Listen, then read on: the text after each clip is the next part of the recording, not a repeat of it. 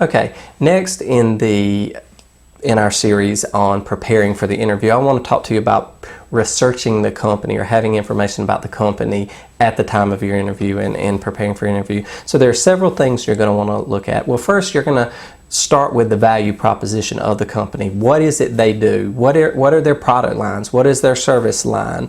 What is their business model? The factors that go into how they deliver that value. Remember from our video lecture on preparing the resume how you demonstrate your business acumen by showing that you understand all the value drivers and the cost drivers in the business, and that helps present yourself as a knowledgeable business individual. Well, in the same way, try to understand that about the company. If it's a large publicly held company, you can pull up industry data and learn that very easily. If it's a smaller company, you may have to do primary or secondary research from like companies or other resources to find out how the business operates, what are its cost and value drivers, and its model for delivering value to the customer, client, or end user. Your primary research will be asking individuals who are familiar with it in the organization that you go out and get that information, where secondary research will be looking to similar companies in this that provide this type of service. Okay, so first of all, line of business. Well, second, how the company's organized. If it's a larger company or it's a subsidiary or even a smaller company that has multiple branches or units or lines of business, well, you need to understand that structure, how it's divided up, and the scope of the business within each sector.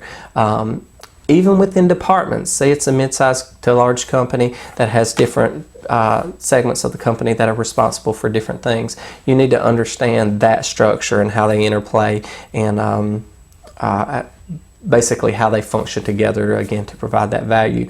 If it's a larger company, there may be it may be an international company, so understanding its structure overseas, whether it's a part of a joint venture with an overseas provider or whether it has a corporate presence itself there in another country. So anyway, do that level of research to understand how the company's organized overall within its division, units, subsidiaries, etc.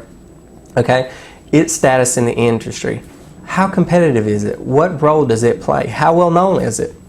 A larger company, you'll be able to get industry data and see what percentage of the market that it has. And then even industry data will show you its trends within that market. Well, a smaller company, you're probably not going to get that, but you can gauge the notoriety or how well known the company, the brand, the product, the service is within a given market or industry by directly searching yourself or by asking others about it to see if they're aware of it. And again, Google is your best friend. You can find out a lot of information even about local companies just from there. And then recent news and developments would be next thing. If there's anything big happening or going on with the company. With a larger company, it could be new product lines, it could be any expansion, it could be a change in stock price, it could be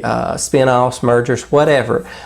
Be familiar with that. Know what's going on, whether it's had positive or negative press. At least be aware of it. For a smaller company, you're going to want to see, again, the exact same things, but you're going to want to be more specific about the owners or senior managers of the company, anything about them that's in the news, because they're so closely related to the small business and its the small mid-sized business and its operations.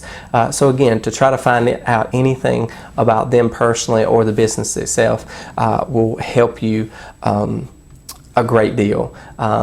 For startup style ventures, you're certainly going to want to know if they are in a growth stage, when they've been funded as far as seed funding or Series A, B, or C funding rounds, whether any of that has come through, because that's extremely important in that industry.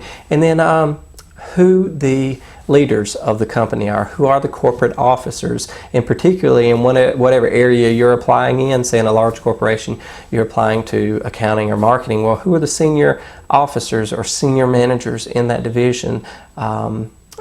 Because it becomes an assumption among all individuals in that organization that everybody knows who these individuals are, and it sometimes escapes them that a new applicant wouldn't. So you need to, again, create that level of familiarity so you can speak intelligently about this. So just to repeat, understand the lines of business, the organization, their status in the industry, or any changes there, recent news or developments within the company, and then their corporate management or management structure or senior officers in the organization. Again, that will prepare you to speak intelligently and ask intelligent questions about the company when asked.